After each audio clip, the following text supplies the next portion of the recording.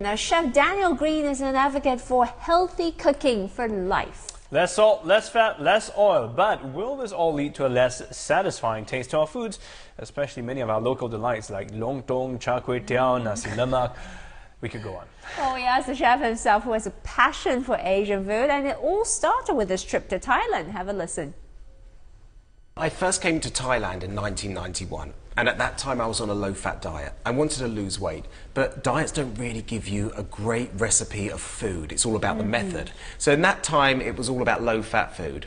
Well, I hear chefs say today that fat is flavour.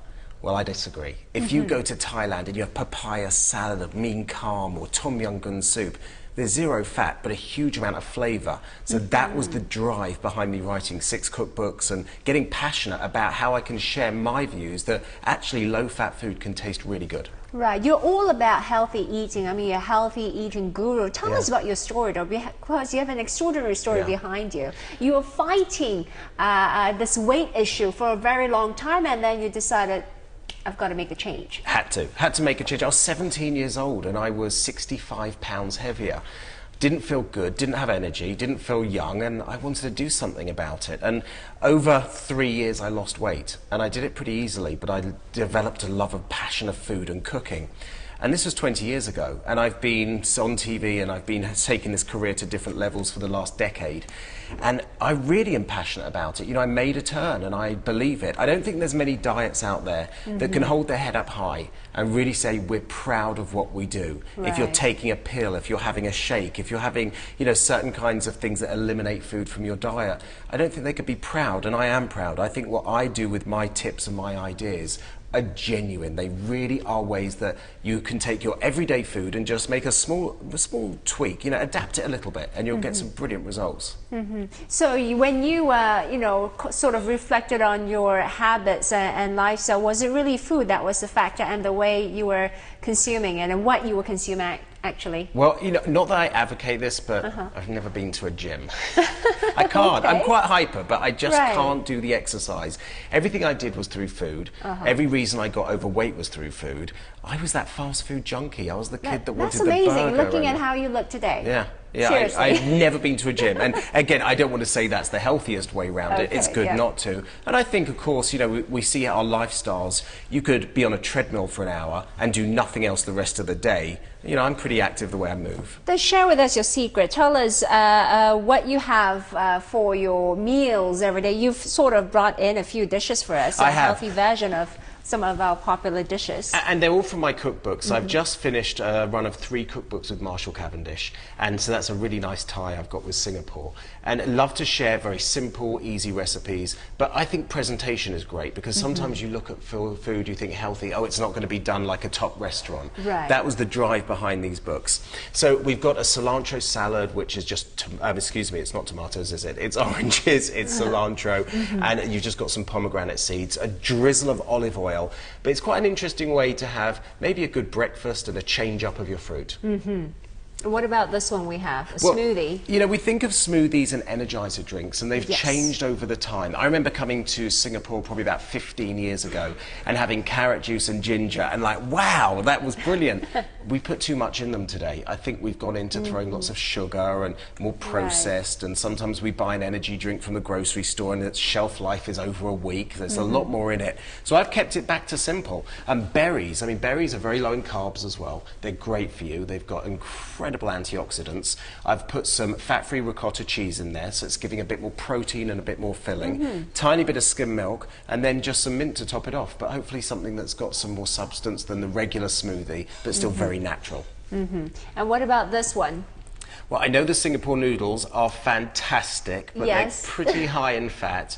So I've kind of done my spin with a Japanese twist. It's soba noodles, a tiny amount of peanuts that are crushed, a light coconut milk, just a tiny spoonful, and then some sesame oil that's full of flavour, and just toss that in with some greens, and hopefully, you know, kind of different slant maybe for breakfast. I love noodles and rice for breakfast. You know, I'm always at that tray if I'm at a hotel over in Asia to try the Asian breakfast. So it's clear you like to keep it low low fat, but you don't compromise on flavor. But if you look at a lot of Asian dishes, see char kway teow, nasi lemak, you've tried those, and lontong as well. They're rich in flavor, and it's because of all the ingredients we've used, like coconut milk and so on and so forth. If you look at Asian cuisine, perhaps you can tell us or give us some insights on some of the high-fat ingredients that we use and how we can substitute them in our favorite dishes. Well, you know, knowledge is the best power you can have, and it's normally the high saturated fat that's bad for you. So olive oil, sesame oil, they've got low saturated fat, and those are the ones to use, but little of them. So really try and reduce the fat. And I'm a big believer on the Monday to Friday diet. No diet says have the weekend off, have what you want on the weekend, or have one day off, because they don't get the quickest results. To me, it's what you can do to sustain it. So if you want to have your Thai red curry, have a full fat Thai red curry on Saturday, but it's what you do Monday to Friday. So I think that the coconut milk, you can buy half fat coconut milk. It makes a big difference, but you should use less of it. And also what you can buy is a condensed milk that's fat-free. That's got more thickness and density than a skim milk. And I make a fat-free Thai red curry with that. So that's an alternative. And I think going back to just try and think differently out the box with how much oil you use, because I've worked with chefs in restaurants and hotels, and the first thing, actually we just did a brilliant demonstration for 250 students at a culinary school, and there is just this lack of thinking about a great non-stick pan. There's a lack of thinking about, do I need oil and butter, or do I just cook it without anything in a non-stick pan? You can, you know, it's just thinking out the box a bit.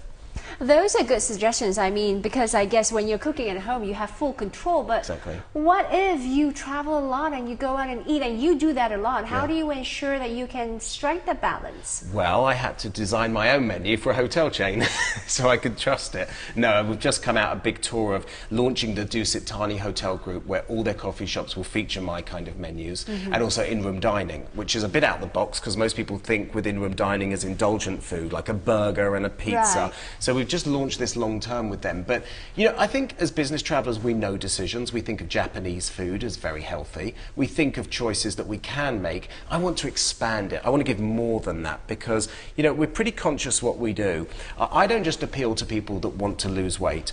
I think I appeal to people that are thin because we work hard at it. You know, anyone that stays trim, you have to make conscious decisions of food. You can't just let yourself go. So with hopefully my tools and, you know, with the books, if you can read some of the recipes, the average book has statistics that people make 3 to 5 recipes, and you can have 100 recipes in a book. I want to change that. I want to make it foolproof, because mine is about confidence in the kitchen. I don't want you to make one of my dishes and think, oh, that was a bit hard and I don't want to try another. I'd love to change that statistics on my books and get people to really cook a little bit more. That was Daniel Green, the celebrity cook, TV host, and author of several cookbooks, all on healthy cooking and dining. And I thought he pointed out something very interesting. When people buy a cookbook, you only, you know, try out the 3 to 5 recipes, which is very true. That's true. And then the rest you just tuck it away. I think there are different types of people who use cookbooks. I mean, I look at it as a reference, as a guide. I don't always follow it exactly. But I know some people who say, well, you got to follow it exactly, because otherwise how do you get that actual dish? So I think, I mean, I'm a bit of a, because you say that you need this ingredient. I look at my fridge, I think, well, I don't have that herb, but I have this one, which kind of works. So maybe that takes a bit of practice.